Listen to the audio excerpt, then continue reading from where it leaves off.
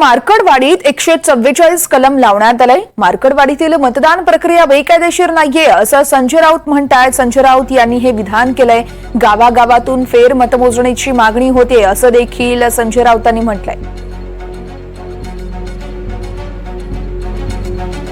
ज्यांनी मतदान केलंय त्यांचा आपण केलेल्या मतदानावरती किंवा निवडून आलेल्या सरकारवरती विश्वास नाही। गावागावातून लोक फेरमतदान घेत आहेत, याच्यावरती निवडणूक आयोगानं भाष्य केलं पाहिजे। आणि आज माळशिरसमधल्या त्या गावात बरं का मार्कडवाडीत 144 कलम लावलाय, कर्फ्यू लावलाय।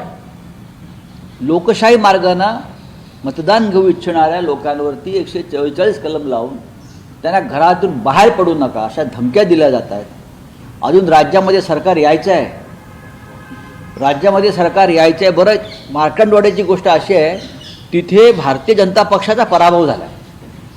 त्या मतदारसंघात माळशिरसमध्ये भारतीय जनता पक्षाचा पराभव झालेला आहे, दारुण पराभव झालेला आहे। पण लोकांना वाटतंय, मतदारांना वाटतंय विजयी उमेदवाराला जी मतं मिळालेली आहेत ती कमी मतं आहेत। हा एक महत्त्वाचा विषय। जिंकून सुद्धा ते फेरमतदान घेत आहेत कारण मतदान कमी झालेलं आहे, मतदान कमी मिळेल। आम्ही केलेल्या मतदानापेक्षा कमी मतदान झालं आहे।